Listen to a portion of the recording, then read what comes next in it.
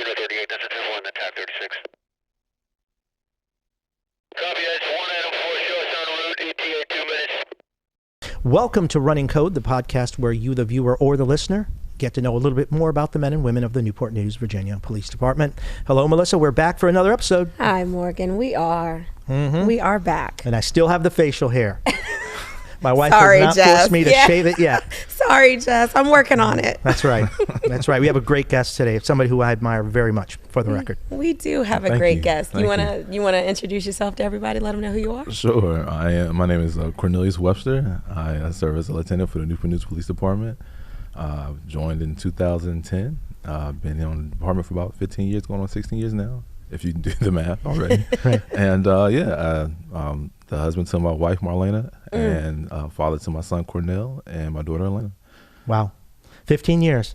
15 years. Yeah. Enjoyed it? I am. It's been good. I honestly, when I grew up, I didn't know I was going to be a police officer. Right. I like law enforcement. Right. Sure. I like, the action movies, but I didn't know until I got older and I realized, like, okay, this is what I want to do. So it called you and you answered. Yeah.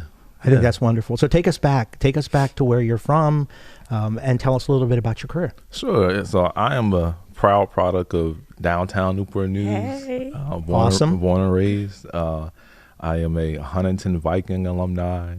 Wow. 5,800 strong Heritage Hurricane alumni. I am a Christopher Newport University Gold Captains alumni. Newport News through and through, and then I ended up joining the police department after I graduated. Back then it took some time to get in the department. And today, you put an application, you get a very quick response. So then I went to Boston University, got my master's degree, and I just kind of matriculated through life, but yeah, I guess I kind of sped through that. Should I break that down a little bit more detail? Sure. Listen, if you don't mind, if you could just briefly touch on where you've been and what you've done. Sure. Leading up to, of course, where you're at now. Okay, yeah. So I when I started in Central Precinct. Got off LTO, was in Midnights, but thank goodness, as Captain Cut mentioned in the last episode, for the bid process that happened in October. So I got off Midnights very quickly. That bid process saves people. Yeah, it does. You were not a fan. Not a fan. You're not a fan at all. And I went to watch too because I also saw the benefit in a learning curve. I just wanted to get the exposure that I want and needed to become a better officer. And then I worked there, and then I got I put in a transfer to South Precinct, Watch 2, and I believe it was about 2012, going into 2013. And then at that point, I put in for a sergeant, and I was fortunate enough to become a supervisor, and I was transferred up north. That was in 2015.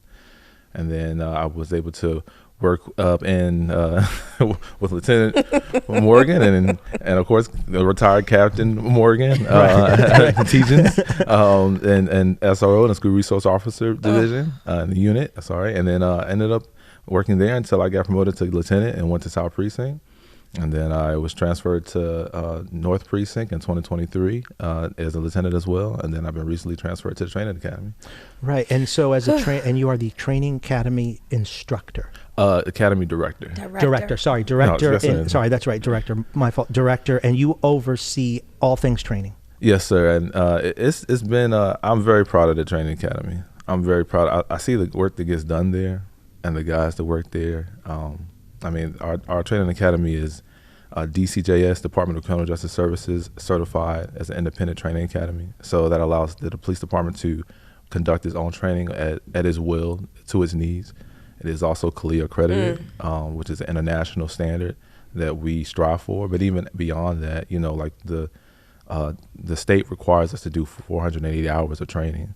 We do over 1,000. So even with all the accreditation and certifications, we still strive for this level of excellence to give the officers what they need to hit the street. And those, when you say those hours, you're referring to the new hires. When they're hired and they come to the academy, yes, sir, they have to have a certain number of hours before the Department of Criminal Justice Services will recognize them as official law enforcement officers. Absolutely. But we double that. Absolutely. Well, let me back up. More than double that. More than double that. And that is a product of our vision of our chief, and so we just kind of continue to implement that in our academy. We want them to hit the street with things that the state may not have decided they needed, whether it's like understanding community policing or crisis intervention.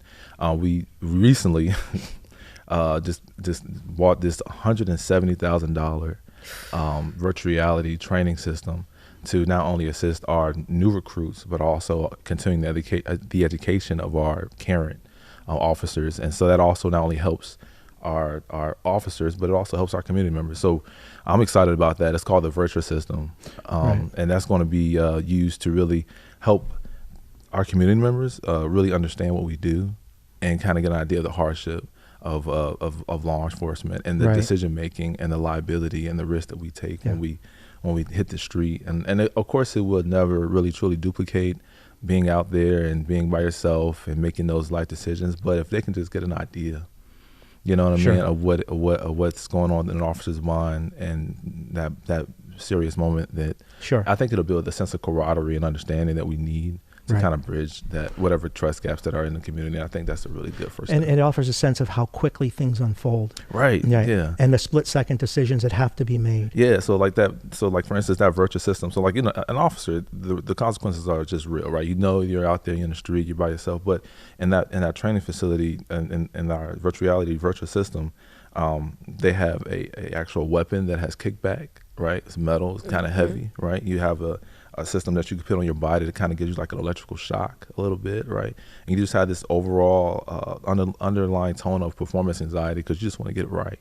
Sure. All right, and so you'll speak to the system and it'll give you a particular result. So like if it's a traffic stop and a guy is like not getting out of his car or is getting out of his car, there's an instructor who's going to dictate the responses to kind of help you understand like, well, what you need to say. If you're saying the correct thing, maybe we'll de-escalate it. If you're not saying the correct thing, maybe we'll have to, maybe the guy get out of the car and start dancing. Maybe the guy get out of the car and start approaching you. Like we have different options. Right. And so the officers, of course, when they go through the training academy and when they go through our yearly in-service, which we do more hours of that than we need to, right? We do 40 hours every year. The DCGS requires 40 hours every 2 years. Right. Right. So, but in doing so, when we run this exercise, these citizens get to see that like, oh, like this is actual shoot or no shoot exercise. Right. And they are able to get the case law and the understanding about why we do what we do.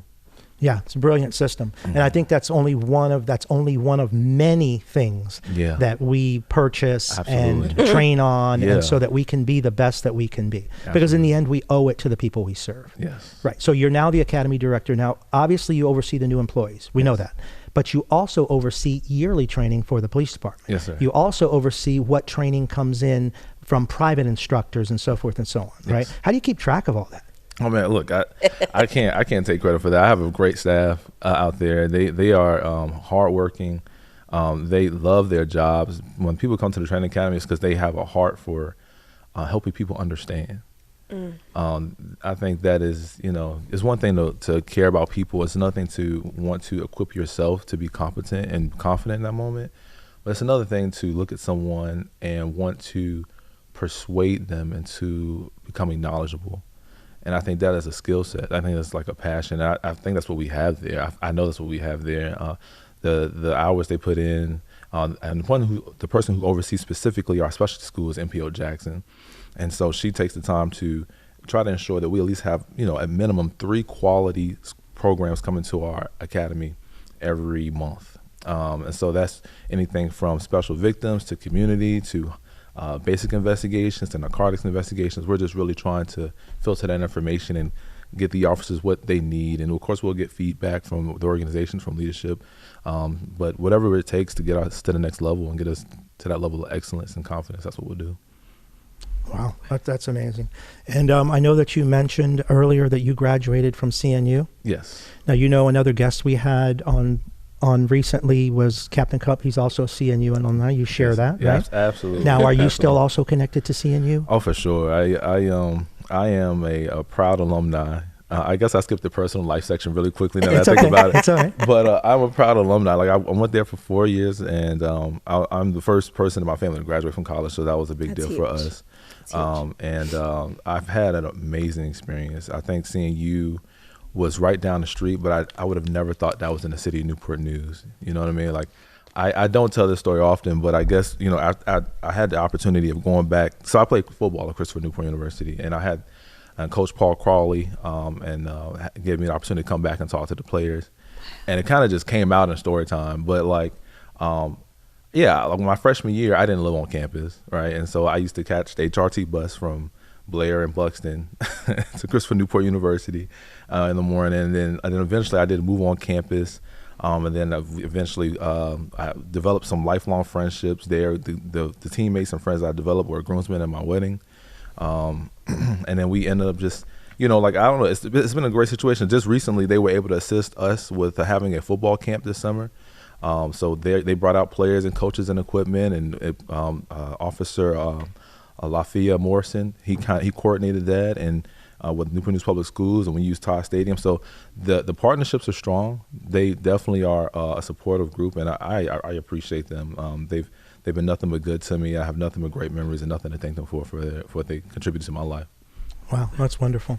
Now, Melissa and I, we worked with you in where, yeah. Melissa? Well, I can say I have the distinction of being somebody who's worked with him since he started. Correct. Like Absolutely. we met each other in Central Precinct when he first hit the road running. Really? Yes. So we go way back. But we all three worked together in CYOD. We did. Yeah. That was a great experience. I think as I recall, Captain Cubs on the prior episode, he was talking about how, like, you kind of work with people, but you can be in the same job and not really see that. I said, well, that ain't gonna happen with us. We saw each other a lot, right? You know what I mean? I had a great time working with you two and as school resource officer. I think it was a phenomenal time. But like I said, I first met Lieutenant Morgan. She was my partial evening shift FTO, and without saying too much, like, that FTO process was a little bit shaky, right? Like, and she came in there, she said she saw my B13 had not been filled out at all, and I remember her just saying, "Oh, we got to get this done," you know what I mean? So I appreciate her doing her thing and helping me with that. Yep, B13 is a form we have to send, I should say, to DCJS. Correct, which says, hey, you have been certified, you've done your 100 hours of field training, and now you're able to go and hit the street as an independent officer. And then of course I first met you, Captain Teachins, in South Precinct, right? And I remember some of my first initial conversations with you where you just identifying the leadership skills in me, right? and motivating me and inspiring me to actually put in for supervisor. Yes, so I did. Yeah. I thank you and for your career and for your words. You did the work, my friend. Well, but it takes a community and support. So I appreciate that. You didn't have to do that. It was a pleasure. I mean, knowing that in some small way I contributed is just a joy for me. And we've had this conversation as leaders, or as supervisors, especially as leaders. We have a responsibility to identify employees who would make good supervisors, right?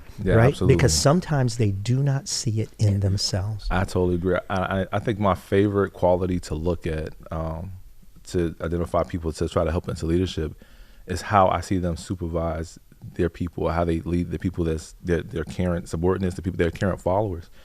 Because, hey, maybe one day you're so good you might be my leader. That part. Absolutely. If I do my job right, you will be mine. And so I'm investing in my future, not just in my present. And so I believe that that's a significant quality. And if I can, provide my, a kind of a 360 evaluation with someone, then I would love to do that, as well as just to help them move along. But what you did was great, and I appreciate that for sure. It was a pleasure working with you, and I'm so proud of you for many accomplishments you've had throughout your career. But now you are literally responsible for the development and training of everyone that comes through those doors. Now that's a heavy task. I was the director, as you know, at one point. That is a heavy task, but it is a task that you and I take very seriously. Absolutely. And I it's funny you say that in our connection to SRO, because I feel like that experiences in schools really kind of helped prepare me for this school. You know what I mean? Yes. And this academy. I walk in the door, like, I with the theme of, or mindset, I just want to go tell my recruits, like, hey, like, this is not a tryout, right? Like, this is more of a boot camp, right? Right. Like, this is more of a undergrad, right? If you want to be a police officer on our department, you will be. Yes. Right. We had the best training academy. We had the best staff. We had the resources dedicated. On a side note, I agree with the topic from Captain Cup that he brought up about this department not being too big and too small, in the sense that like I mentioned, kind of bring it up in a different way, but we're big enough for the numbers to matter, but small enough for the relationships to matter. Yes. You know what I mean? And so I think that like if you are an officer and you say, hey, I want to be a police officer, of course you got to support and back up what you say with your actions and your deeds. But if you're willing to put in the work, you're going to be a police officer. That's what we do. We make people police officers. We transition them into the uniform and prepare them to hit the street best we can, best we know how. Yeah, and as leaders, we invest time and energy into them when they get out here to develop them, right? Because our development never stops. All three of us are developing constantly. Yeah, absolutely. Right? Always. And all three of us have been here a while. Me retired, but y'all are still active duty, if you will. Sir. We're constantly developing, right? Wow, yeah. And who excels? Those people who realize that I can't count on other people to develop me. Even though they do, I have to contribute too. I have to read. I have to study. I have to do all the things, go the extra mile to be the best leader that I can be, right? Being the primary responsible person for your education. Yeah. Absolutely. We had a lot of laughs working together. Oh man. We had a lot of laughs working together. I don't even know if I would call it work. Yeah, no. You know what I mean? No, not like at all. The we fun enjoyed that we had, it was just fun. And we dealt with some things, with some of the things at the schools. And now, God bless them, our schools are phenomenal. But the nature of our job is that we deal with the worst of the worst. Right. And I feel like we've overcome some things. I remember, the heritage and really and that's, of course, that's school I graduated from, so it was a little extra personal for me. But I just remember like us banding together, right, and just coming together, doing what we had to do to just make sure everything was safe for those kids to get back in a safe learning environment. And no matter what time of the day it was, if I called you or you called me, we'd pick up the phone. It could be 2 a.m. Hey, this is what I got going on. We need to be here tomorrow morning at this school. Work until the job is done. Right. What was our mission? What would we say? We work by the mission, not by the hour. By the mission and not by the hour. That's right. And we got it done. And we made some very, very strong bonds and had great relationships with the school staff. Absolutely. I mean, the teachers in Newport News, Virginia work hard. Their leadership works hard. They care about the kids, and it's they are. And it's a testament to their quality, because they're highly sought after, right? Yeah, soon as they start to show their excellence, so many jurisdictions come calling, looking for them. You know what I mean? Yeah. But they're high quality, and I'm grateful for them. So being busy between work, family, because I know you're crazy about your family. I know that they're everything to you. We've had those conversations. They're everything to you. Yes, sir. Where do you find spare time to do something for Cornelius Webster? Oh man, you would ask the one question that I don't have an answer to. I don't know. I just at this point I just value the quiet moments I get while I'm supporting them in their activities. You know what I mean? So like, if my daughter is at cheer practice and I'm just chilling in the car, I'm enjoying that time. Yeah.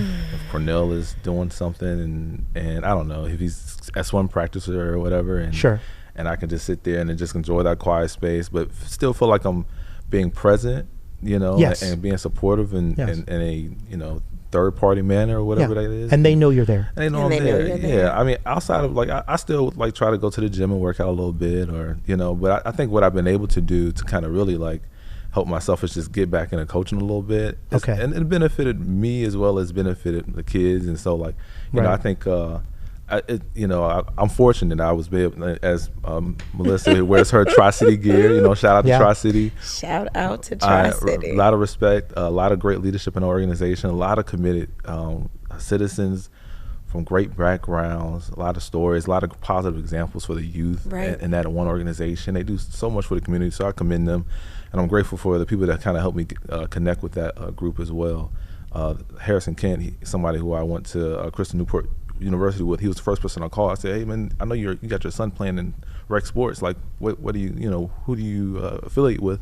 And he brought up Tri-City, and that's kind of how I got involved. Right. Well, I need to say thank you too, then, because you bought me and he bought you. So thank you, Mr. Ken. Yeah, Ken is the man, and so for me it was one that my son wanted to play, right, and then so I felt like it was good father-son time. Sure. And then of course I value the mentorship of youth and development. Right, I try to offer what I felt like I would have needed when I was growing up, Right. Sure. And then also, just the love of football in general. I'm a big football fan, football head. You're a big Buffalo Bills fan, aren't you? Aren't you a Buffalo Bills fan? You didn't even get the statement out, and he was already laughing. Like, did you know that was coming? Yeah, as soon as I saw I saw something say. Yeah, no, I'm a big Commanders fan. Oh, sorry, I'm confused. you know, we are at the. I was laughing with you. Yeah, I was tracking with you till you said that. No, I get it. That's fair. And look, since 1992, it's been a long time since we've had something positive to cheer for. So I'm very grateful for that. And then also, and it felt like I was able to knock out some community engagement as well, right? Like I was like, I'm able to coach, and our games are in the district that I oversee as a lieutenant in 33. So both of your children play in the same league, if you will. Yeah. Now, I noticed, Melissa, that Cornelius has a couple of items up there, but you don't have any. What is that? What are those things sitting on the? Those are Super Bowl rings. Yeah. All of the kids and the coaches, every time they win a Super Bowl, they get a ring. Yeah. And Lim, I had the pleasure of coaching Lim. He did about 2 years ago. When he first got to the league. And he's going to be a beast. I can't wait to see what happens when he grows up. Oh man! And so, but yeah, we last year we won Super Bowl, and then we went to Richmond and played in like a state regional kind of tournament and won that as well. Had a great time. So like I value that time with them, and I got to get some quality memories, quality experiences, and kind of make a meaningful impact and just check so many boxes personally for me. And I think even though it is involving so many other factors, I think I got such a sense of fulfillment out of that. Yeah. It kind of felt like I was doing something for myself too. Yeah. Right. Because we as parents win in the end too. Right. And it's fulfilling. And seeing the kids, I mean, if any, at minimum, if your kid is learning discipline, commitment, working as a team, some forms of leadership, and whether fighting through the hardship, being committed when it's hot, and then when it's cold, right? Like that is a mental endurance that'll take you far. Yeah. That's beyond whatever organization you play for. But if you add in quality organization and coaches and caring parents and people being able to raise funds and donate, like that just takes it to another level. So it's a really good program. It really is a group effort. Yeah. And you take those values and the characteristics that you've picked up, let's say in college football, right? Absolutely. Because not everybody plays college football. Oh yeah. The best of the best play college football, right? For sure. And then let's not even talk about the NFL, right? The cream of the crop. Yeah, right? Absolutely. But you carried those into your career. Absolutely. And I would say, I had the benefit of playing at Newport University. I was like a captain, all conference player, and all that. And I'm grateful. But I think the thing that it's a D3 school, and the thing I take with me the most, it wasn't going to the NFL. It was the relationships, it was the networking, it was the character development, it was the learning, the commitment to your mental health, to your physical health, spiritual health. It's just and then also just looking back and finding ways to be involved to help that next crop of people come about and still stay connected. Like that has nothing to do with football, right? But that football was the conduit, it was the machine that kind of facilitated that. And then everybody lands where they land, right? Like, I've learned as I've grown up, I realized I needed some course correction when I was growing up, and maybe that course correction maybe had me at a D1A school or something like that. But I realized quickly that you can't go back in the past and change things. You just gotta try to help the people ahead of you. So if I can help another kid who might be able to take better advantage of that opportunity, then why not? Yeah, and some of those children that we mentor learn from our stumbling blocks. That's right. I'm a big believer in learning from the mistakes of others. Yes, yeah. They teach some of the best lessons. Right. And the biggest mistake you can make is not learning from the mistakes you've made. Right? Absolutely, for sure. Yeah, and we've had some incredible conversations, you and I, about those kind of things, right? Absolutely. Stop, take a breath. What just happened? Right? How am I going to rectify this? How am I going to make it right? Yeah, absolutely. And I mean, if you want to we've had so many great conversations, but you're right. Like there's a time and a place where you have to reflect, right? And kind of debrief with self. Yes. And before you can go outside that door and talk to the sergeants and the officers, what do I think? What do I perceive about my actions and how I performed, and what can I do differently? And then how do you move forward? How do I move forward from there? And did I, as the leader of this team, perform to not only the expectations, but to the best of my abilities, right? Right. Because ultimately, in the end, as leaders, the responsibility is on us for our team to perform flawlessly. Absolutely. Right? And if we don't, Right. we have to go back and we have to make course corrections, like you said. Right. But it starts with me, the leader. It starts with the leader. One great guy, I don't know where I learned this from or heard this from, but but he said, I fly planes. We all fly planes, right? Not fly planes, but take flights. I guess that's what I was trying to say. But like I was like nervous when I first got on the airplane. Like this was like when I was in high school, and the guy said to me, he said, "Look, it's gonna be tons of turbulence, but as long as the engines are running, you're fine." Yep. So if you hear that engine stop on the side of the plane, Right. that's when you really should be concerned. Right. And so I kind of like, sometimes you got to work through it. Sometimes you're gonna have highs, you're gonna have lows, you're gonna have turbulence, but you got to keep the engines moving. Right. And eventually you'll land. You'll get to where you need to get to. And when you take that approach, you realize, it's not as bad as it seems. Right. It's not as bad as it seems. Absolutely. Right. It's relative. Everything's relative in life. Yeah. Right. So, hey Matt, you got any questions for Cornelius? Well, I am curious, knowing Lieutenant Webster a little bit, he's a very soft-spoken guy, but I need to know what kind of football player was Lieutenant Webster? What kind of person was he out there on the field? What position and what did that look like? That's hilarious. Yeah. I think somebody described it, but when I played at St. Christopher Newport, there's like, you have the teddy bear and the grizzly bear.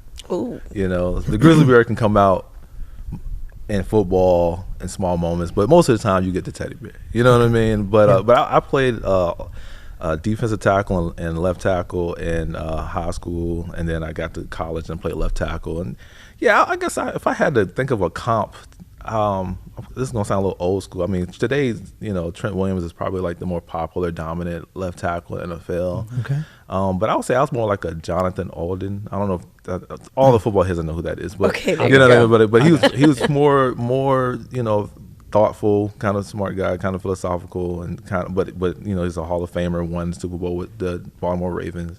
So I think I'm a kind of a twist between like him, Orlando Pace, and some of those greats back then. I'm really starting to age myself. That's hilarious. Yeah, and I'll tell you, from knowing you and working with you, and I'm sure Melissa will confirm it, you're always composed. Well, thank you. No matter the situation, no matter how tough it is, even if it upsets you, right? Thank you. Because sometimes things just aren't right, you know? Right. That's right. You're always composed. And especially if you have to address the troops, right? The people that you work with, you're going to make sure that before you show up, you're square. Yeah, I appreciate that. And that's important. That's intentional. I do try to maintain my composure. Not in like not something I think about a lot, but I do want to be mindful of what I communicate beyond my words. Absolutely. And because of course that may stick with people more than what I actually say. That part. Oh, your body language and all that good stuff. So, Matt, can we roll into the rapid fire questions? Absolutely. Melissa, would you do the honors of going first? Absolutely. All right. Here, are you ready, Cornelius? You know what? Here we go. Let's do it. All right, ready or not, it's gonna happen anyway. So. You're right. May as well get ready. Hey, listen, the plane engines are running. The plane engines are running. Right. We'll see what kind of turbulence we get. That's right. Is it going to be the teddy bear or the grizzly bear? Let's see. All right. So question number 1, city life or country living? I'm going to say city life still, because I do like being in the midst of action while not being a part of it.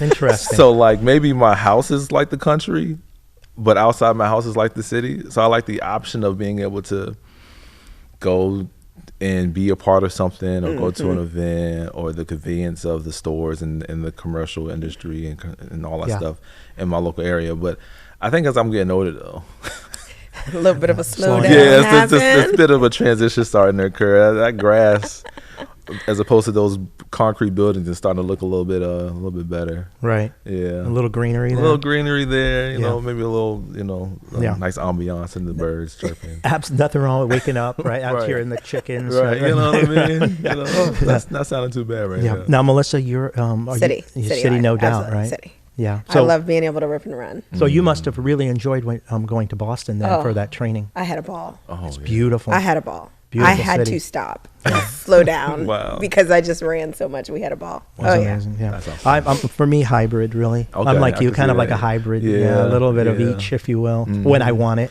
Right. Yeah. I was like, Yeah. I choose to engage as someone. Maybe my battery's full. I want to be all social. you know? Absolutely. Absolutely. Yeah, a social on your terms. Right. Okay. That's right. All right. Run, swim, bike, or weights? I'm gonna go with weights. Yeah, weight I'm gonna go training. with weights. Yeah, I think that's just I'm so used to that, and I just enjoy that, and it's cool because my son is starting to get into weights now too, so it's kind of Wow. like a nice little transition. But it's I think there's a lot of community that happens even in the weight room too. You know what I mean? Like, and so I enjoy that, and whether it's the gym that we have at North Precinct, which is in our new academy. Beautiful.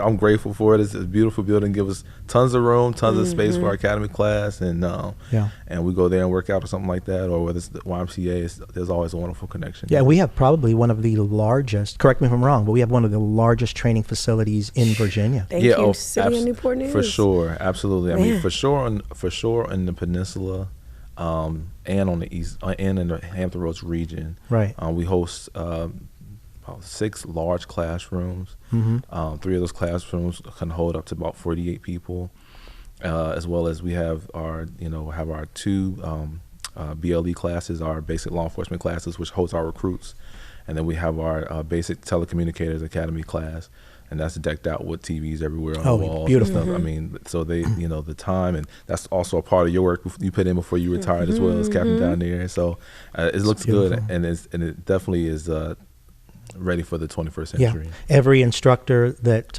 is based out of that building has an office. Absolutely. Right. Yeah. We have a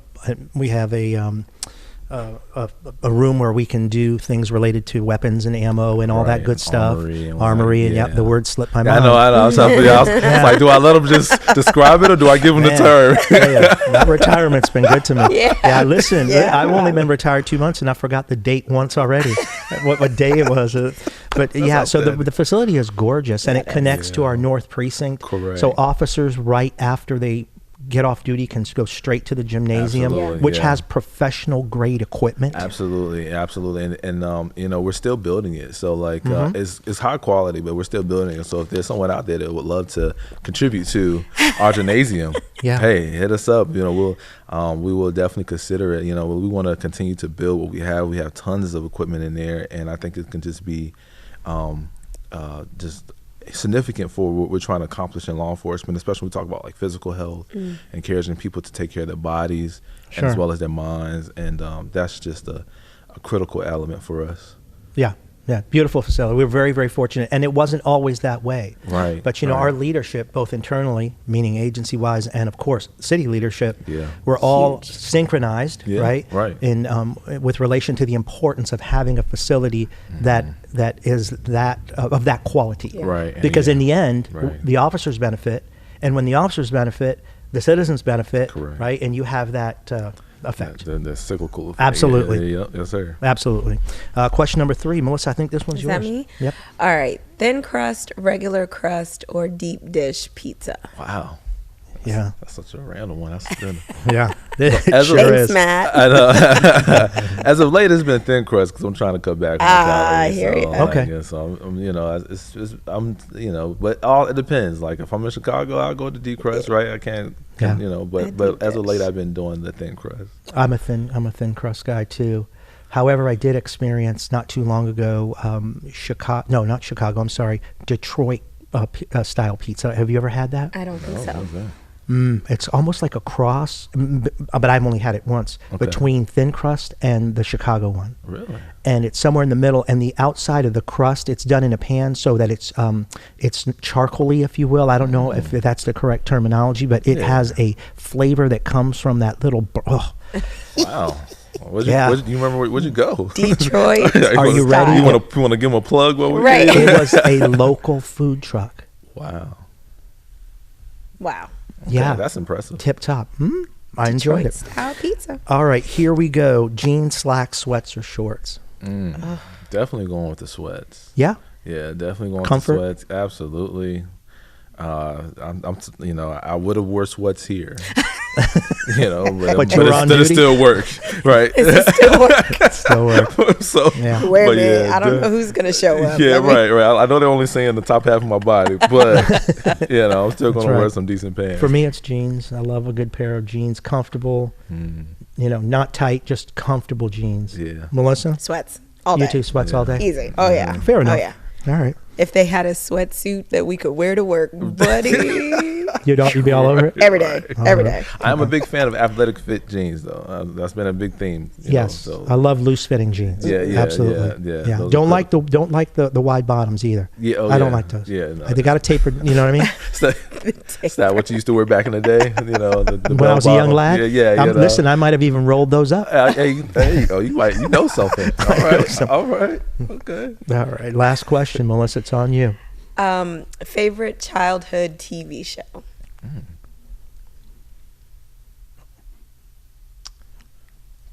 Got to go into that Rolodex. I know. And you're gonna age yourself, but I know. Yeah. No.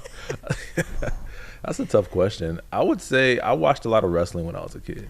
As in professional wrestling? Yeah. Did you really? I did. So I think that was like one of my favorite TV shows. Like, you know, some TV shows come hit and miss or come and go, but that one stuck with me throughout my childhood. Yeah. And so like, you know, I don't watch it as much now as an adult though. Right. But when I was a kid, man, I was all over yeah. it, you know. When I was a kid, my dad used to watch professional wrestling. Okay. And it would come on at night. So I would come down halfway down the stairs and peek around and watch it. And he watched like, now I'm really going to date it. Florida Championship Wrestling. Oh, yeah. Georgia Championship Wrestling. No, I'm talking about like the AWA. Yeah. Oh, it was wow. like, whoa, Yeah, we're going back to the 70s. Yeah, no, he's like a originator right there. Yeah, he really enjoyed those the professional wrestling. Yeah, anytime we, you know, now again dating myself, I try to avoid it with wrestling, Sure. but again dating myself. Anytime we went to Blockbuster, Did you get the videos? I was getting the wrestling. Did you get the I was getting the wrestling video? pay-per-views, and I was watching, you know,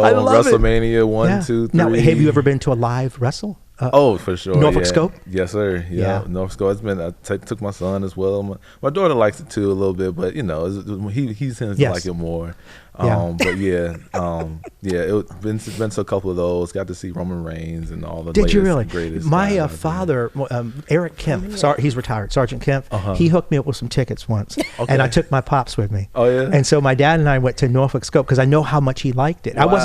I wasn't kind of a fan. I mean, but my dad liked it, so I was going to go with my dad. Yeah. And we ended up going, and he got us some incredible seats. Wow. And we were placed right where the wrestlers come down. And my dad, I'll never forget, my dad had the absolute best time.